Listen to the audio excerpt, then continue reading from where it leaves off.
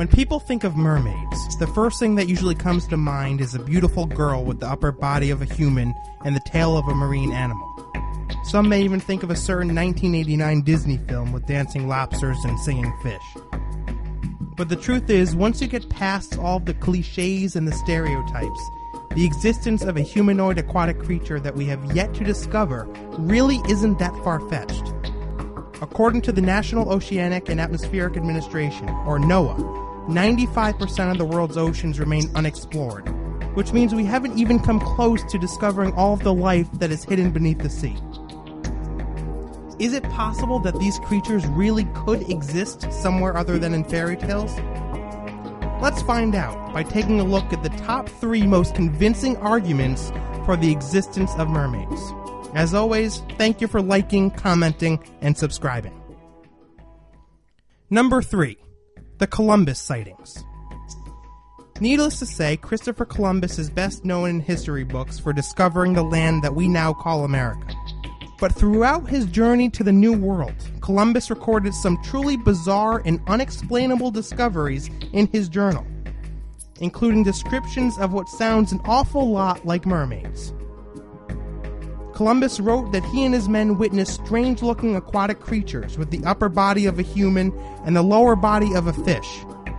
In addition to hearing several of these creatures communicate with one another in a strange, unknown language, Columbus wrote that he also saw 2 male mermaids holding sharp, 3-pronged spears. Many skeptics claim it was just manatees that Columbus saw during his voyage, but the description of the creatures found in Columbus's journal makes that theory a bit hard to believe. Columbus specifically mentioned that the creatures he witnessed had long hair and full breasts, neither of which are physical features that the manatee possesses. Is there any truth to what Columbus and his men saw while out at sea? Or had they just spent too much time in the sun? Number 2. Mermaids of Israel. In 2009, ABC News reported on several eyewitness accounts of a humanoid sea creature near the Israeli town of Kiryat Yam. According to multiple sources, the creature looked like a cross between a little girl and a dolphin and would only appear at sunset. What makes this piece of evidence so convincing is the fact that the mermaid was seen not just by one person, but by many.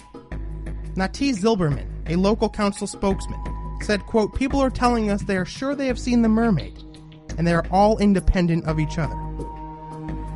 Locals took the sighting so seriously that they actually offered a cash prize of $1 million to anyone who could capture a photograph of the creature and turn it into officials. I believe if there really is a mermaid, then so many people will come to Kiryat Yam, a lot more money will be made than $1 million, said Zilberman.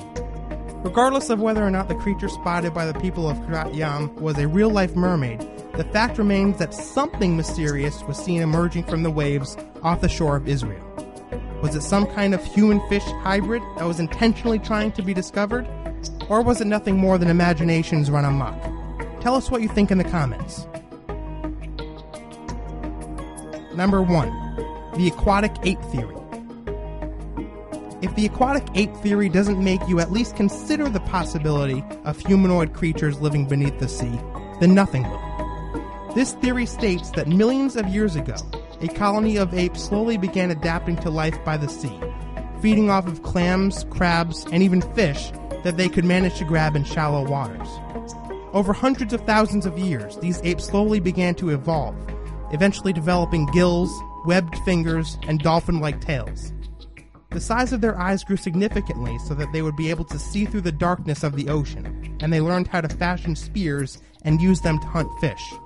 Essentially, the aquatic ape theory suggests that mermaids are just apes that have evolved for life in the ocean. Adding to the credibility of this theory is the fact that there are several known species that once lived on land, but over time evolved for life beneath the waves. One such creature is called the Pachycetus, which lived roughly 50 million years ago. Although Pachycetus walked on all fours and looked very similar to a fox, an analysis of the creature's bone structure revealed that it actually had something in common with living whales. Both of these creatures have skulls that are surrounded by a bony wall, particularly in the ear region. No other mammal has this feature, making it very likely that the early ancestors of modern-day whales actually walked on land. Pachycetus can evolve from a land creature into a marine creature. Why is it such a stretch to say that apes could have done the same thing? Thank you for liking and commenting on this video. If you like what we do, we hope you will consider clicking on the subscribe button. We'll see you next time.